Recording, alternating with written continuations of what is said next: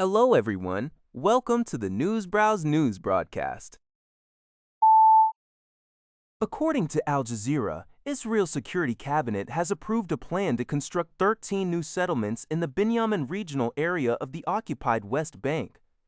Palestinian officials have strongly condemned the decision, warning that the move will further fragment the territory and isolate East Jerusalem from surrounding Palestinian communities. The project is centered along Route 60, a critical transit artery linking major Palestinian cities. The initial phase, expected to begin in the coming months, will involve the establishment of 4 to 6 new settlements alongside the formal legalization of several existing pastoral outposts, allowing them to receive state funding and infrastructure. This development follows a dramatic surge in settlement activity, with data from the Palestinian Forum for Israeli Studies showing that the number of new outposts has risen sharply over the past few years.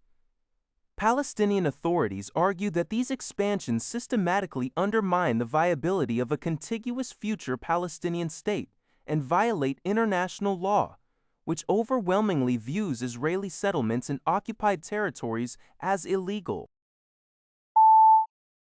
According to a report by Leonid Zaubau, U.S. President Donald Trump and his allies are actively exploring strategies to reshape the Federal Reserve by replacing board members, including Governor Lisa Cook and former Chairman Jerome Powell. This move comes despite a recent 5-4 ruling by the U.S. Supreme Court that blocked Trump's attempt to dismiss Cook. Insiders reveal that Trump's team viewed the court's decision not as a setback, but as a procedural roadmap to successfully orchestrate Cook's removal in the future. Trump stated in an interview that his administration would initiate a perfect process to achieve this. Furthermore, the administration seeks to leverage the vacancy of the Atlanta Fed president to install a candidate aligned with Trump's economic vision. Trump remains highly critical of Powell, especially over his reluctance to cut interest rates swiftly. Although Powell's term as chairman has ended, he plans to remain as a Fed governor until 2028, further angering the administration. Trump's allies are reportedly searching for legal loopholes, potentially utilizing Inspector General reports to force Powell out and reduce the central bank's political independence. According to Al Jazeera, Ukrainian officials reported that at least 4 people were killed and 10 others injured in a series of Russian attacks. This came just a day after a devastating barrage on the capital, Kyiv, which resulted in a death toll of at least 30 people, marking the deadliest Russian strike on the capital this year. In the border region of Sumy, a Russian drone strike on an apartment building claimed the lives of 2 women, an elderly man and a toddler.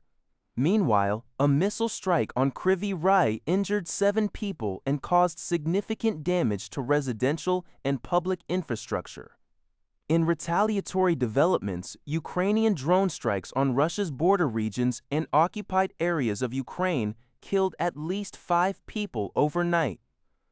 Russia's defense ministry claimed to have shot down 155 Ukrainian drones over its territory and annexed Crimea.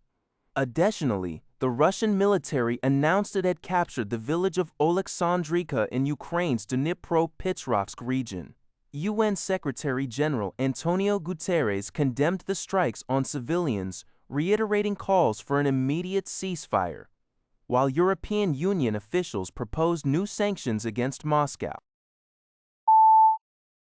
According to UPI, South Korea's Unification Ministry announced on Friday that it is actively monitoring public opinion regarding calls to refer to North Korea by its official name, the Democratic People's Republic of Korea, DPRK.